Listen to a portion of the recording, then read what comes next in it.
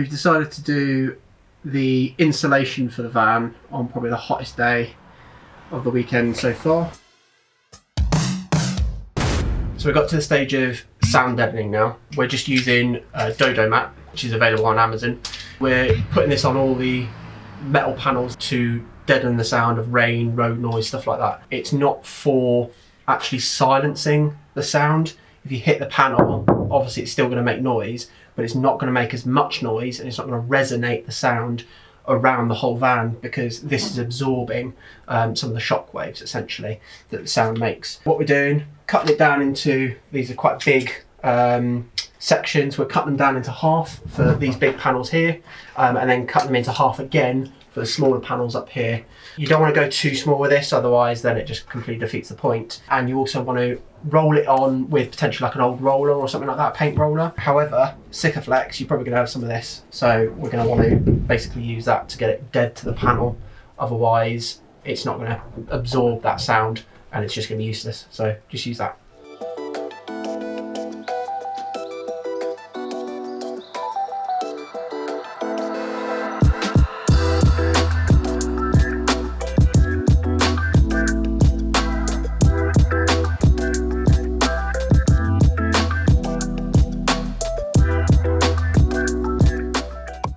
We are starting with the soft insulation first. So we've got some of this recycled bottle, plastic bottle stuff from Homebase. It comes in a roll. And essentially what I'm going to do is just talk you through the best way to do these parts without wasting any of this. So you've got these sections here, which is where the light fitting would be. So if you look over here, you've got a light fitting there. Then you want to take the wire away that's leading to it. And you've got these sections here, you've got these big panels. Don't be tempted to do these big panels first. That's the mistake I made. What you're going to end up doing is these small parts, when you fill that, you're now not going to be able to get your hands in and around here. So what you want to do is measure out this part, obviously hollow up to here on each side. So the best thing to do is take a tape measure, which for me is 20 centimetres. Then what you're going to come down and do is on the roll, you're going to mark out 20 centimetres along, or whatever your measurement is, like that. And that way you've got something to reference when you're cutting it, because it screws up when you're cutting it like that. Now you can either use scissors or a knife. I've tried to use a Stanley knife and it didn't work very well, so scissors seem best, but they're going to want to be sharp. So just cut through that. Okay, so now you've got that. It's a bit rough around the edges, but this part, at least the stuff that we got from B&Q, is almost as wide as this section here. You just need to cut it down. So with this, you're going to think, well, that's far too large. But if you fold it in half towards you, not away from you, towards you, push it in the hole, then keep feeding up. Now the first part is going to umbrella out like that. So you're going to want to push it in to make sure it goes up. Keep feeding it up like that, and it just slowly slides up. Just ease it in until it all disappears like that. And now it's in. If you feed outwards, this is where it's important that you fold it towards you. Now you can feed outwards like that without actually tearing any of the edges. Okay, so now it's all flat, all in one piece, and it's going to maintain its thermal properties. You do the same at the top, make sure it's fanned out like that. Now these parts have pushed out to the edge, which is the exact 20 centimetres that I measured there. And all you're doing is you're taking a measurement from the furthest point in to the furthest point to the right and left. That way you're not just putting sort of a section in and leaving loads of hollows. You want these parts to touch each other so that there's sort of consistent thermal properties. That's how you do that. So if you're going to be taking these lights out, you may not be able to actually reach them depending on where they are. These ones are the LED ones from the new Sprinters, but what you're looking for is on one of the sides. So the ones over that side of the van were on the top, but these ones are on the bottom. Really just depends on when they put them in. You're looking for a little square like that, like almost looks like a little notch there. And if you were to look from underneath, there'll be a little gap. You can see I can fit my screwdriver in that. That is essentially the retaining clip. Now on this side, you can just push it up and out. However, if you're not able to get your hands around there, so all you do, get your smallest flathead screwdriver without scratching the paintwork, stick it in there, if you just pull out, this is going to come out. Where you've got this little notch on the side here, if you turn it to the edge, there's a little retaining pin. You need to just push that in at the same time as pulling up. There we go, like that. Now you're just left with one of these 3-pin plugs. I'm just going to electrical tape that up and then put it back into the loom until I either need it or just to keep it out of the way. And then you have that piece left over. Now you can insulate behind there or whatever you want to do.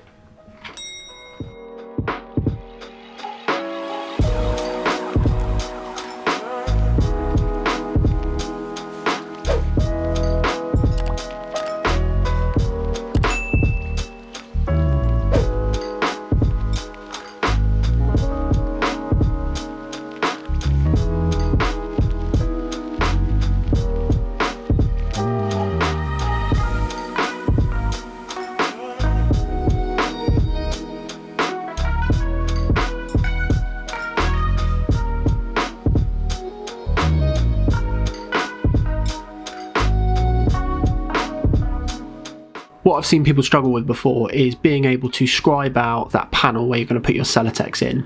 Now quite often people use cardboard or they just measure with a tape measure, and quite often because the van is not equally shaped or it is at odd angles, you can quite often get it wrong and you end up having to go back and forth carving lots of different times. So what we did was just pick up a cheap roll of tracing paper off of Amazon, rolled it over the edges, and then what we found was quite helpful was to shine a light behind the tracing paper and then trace around that, peel it off and then put it directly on top of the Celotex. Now you've got a perfect transfer to score out with a Stanley blade, cut it out and then transfer into your van.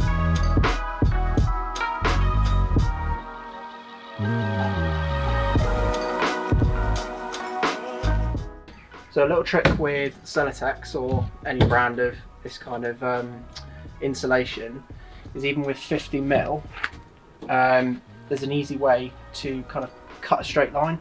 So if you score the front, okay, just with a, doesn't need to be a very deep Stanley blade, and then put your hand on the back of where the line is. So I've got a line that's going down on the back, and if you prop it up off the ground just so you're not scraping it, and then just pat the front. And then now it splits in two. You just cut down the back, and it's now completely detached. And that was all in one fell swoop. You didn't need to cut it, you didn't need to saw it, you didn't need to get an electric turkey carver or anything like that. So just score with a blade that big. It's nothing special, just a normal Stanley blade, and then you just give it a whack. It can do slight curves, but it can't do too much of a curve. So we're now going to stick the Celotex to the frame. So we've done this one over here. For some reason we decided to do the windiest day, and I've already got this like what feels like Spider-Man web glue all over my face and my hair and the van, but we will hopefully get this one a little bit better. So what we're going to do is use this adhesive on the van, and then we'll use it on the back of the Celotex as well.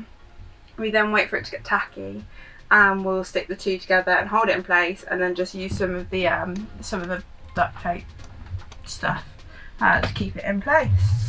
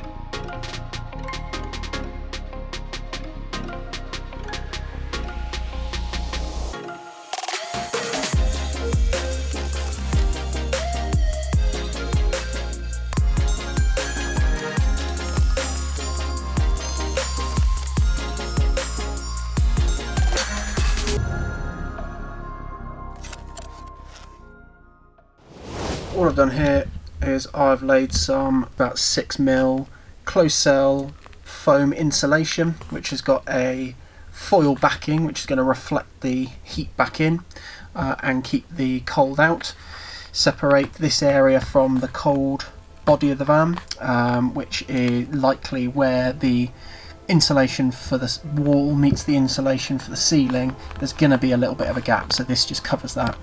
And secondly, what it also does is it hides those bolts, so where the nylock nuts are, it hides that, and as you can see this pokes out a little bit, so I'm going to be able to protect that cold area from the warm inside the van by having this on top. So I have accidentally put some of this closed cell foam insulation without putting the nylock nut on it, and I've had to peel it back, but you can see where some of this is stuck, where the insulation is touching this spreader plate, and it's going to prevent basically the cold spreader plate from touching the warm atmosphere. So once I thread the nylock nut onto here, then I can put this back around the bolt and then put the insulation or insulated cap onto that thread.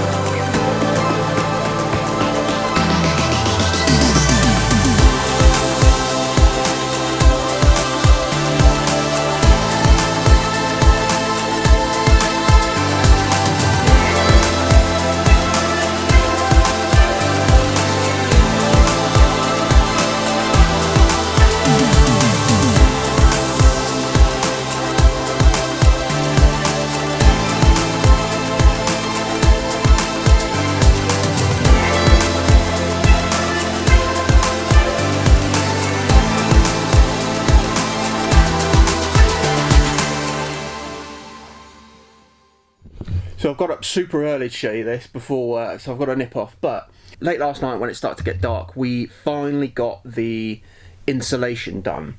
So here you can see that we've got our vapor barrier over the top, and these are the battens. So they're essentially sort of like taped to the top of these, the top and bottom of these battens, to create this kind of space here. And that is our vapor barrier space. Now I know there's a lot of controversy online as to whether vapor barrier works and whether you should create a gap or you should glue it straight to the whatever. The way we've done it is, how I understand it, is you want to create a pocket of air behind the vapor barrier before the insulation, rather than having a sort of cold bridge. It's not exact a cold bridge, but that kind of thing against the insulation. Now under here, under this sort of section here, we have got our hard insulation here, we've got our plastic bottle insulation up the top here, and then right down the bottom, down here, we have got a mix of both soft insulation and hard insulation. We've gone for sort of hard insulation at the top, taped to the glued to the back, and then we've got a softer insulation down the bottom. Now the reason I did that is because of the trim panels that are along the edge, where the bits that you've got to seal on Sprinters. I want to make sure that if any of those leak at all, then they're not, I don't have to strip back loads and loads of hard insulation to get to it. So I've just put a little bit of soft insulation there, and that way as well, when I was pushing the insulation back, the hard insulation was going to move those plugs essentially out of the way. So yeah, that's why I've done that. And then what we've done is we've battened around the edges here so that we've got something to fix the plyboard to when we put the kind of the walls in.